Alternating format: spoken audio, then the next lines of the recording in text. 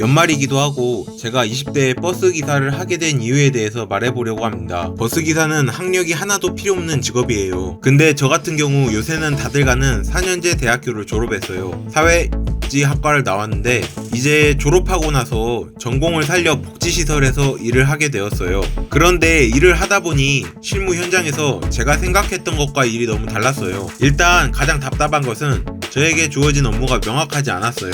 뭐 지분 고치라면 지분 고치고, 사업 따오라면 사업 따오고, 후원자 모집하라면 뭐 방법은 제가 알아서 생각하고 모집해와야 하고, 그리고 남는 시간에는 서류 작업을 정말 열심히 했어요. 낮에는 시키는 일 아무거나 다 하고 밤에는 컴퓨터 앞에서 서류 작업했는데, 특히나 이 서류 작업을 할 때 회의감이 말할 수 없이 들었어요. 왜냐면 이 서류가 시설이나 이용자들에게 반드시 필요한 그런 서류가 아니고, 이 서류가 없어진다고 해도 누구 하나 피해볼 것 같지도 않고 다른 서류와도 중복되는 그런 무의미한 서류들이 많았거든요.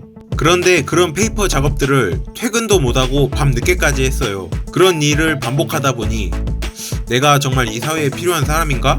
그런 의문도 들었고, 무엇보다 이 일을 내가 10년, 20년 한다고 전문성이 생길까? 라는 의문이 가장 괴로웠어요. 그렇게 1년 동안 시설에서 일하다가 보니 어느새 열정도 사라지고 나 자신이 바보가 되는 것 같이 느껴져서 차라리 새로운 일을 찾아보자 하고 과감히 전공을 버리고 나왔어요. 그런데 대학 전공을 버리고 새로운 일을 찾으려다 보니 할 일이 정말 없었어요.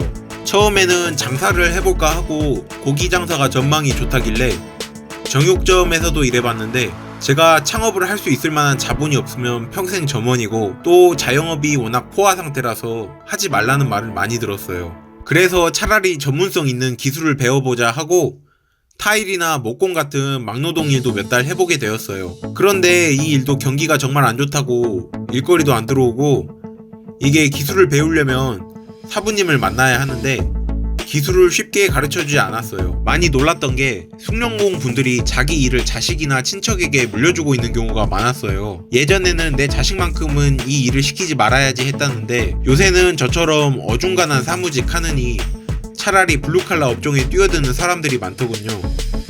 부모들도 그걸 알고 자식들에게 기술을 전수해주고요. 그렇게 일을 괜히 그만뒀나 후회도 하면서 지난 날을 생각해보다가 제가 군 복무 시절 운전병으로 복무하던 시절이 참 재미있었지 라는 생각이 들었어요. 그날로 바로 버스기사를 시작하게 되었어요. 지금은 어떻냐고요? 현재까지 만족하고 있습니다. 무엇보다 제가 타인에게 도움이 된다는 걸 피부로 느낄 수 있다는 점이 가장 만족스러워요. 전에 하던 무의미한 일보다는 의미가 있는 일을 하고 있으니까요. 그리고 이렇게 경력을 쌓아나가서 3년, 5년, 10년 지나면 차차 이직도 할 계획입니다. 이렇게 일을 해서 나중에는 고속버스 기사가 되는 게 제 꿈입니다. 제가 마지막으로 드리고 싶은 말씀은, 제가 지금까지 말한 것만 보면 버스 기사라는 직업이 아주 좋아 보이지만 동료 기사들이 항상 하는 말이 있어요. 버스 운전보다 편의점 알바가 낫다고요. 대우가 안 좋을 때도 있고, 일하는 것과 업계에 짊어진 책임에 비하면 급여는 전부 최저임금 수준이에요. 전부 다 최저임금 기준으로 추가수당, 연장수당 계산해서 급여가 나오거든요. 운전이 본인이 하고 싶은 일이라면 정말 좋겠지만 적성에 맞지 않는다면 정말 힘들 거예요. 버스 일에 뛰어들기 전에 꼭 유사 업종이라도 운전하는 업무 해보시고 오는 게 좋을 거예요. 그럼 여러분도 하고 싶은 무언가를 위해 힘내시길 바랍니다.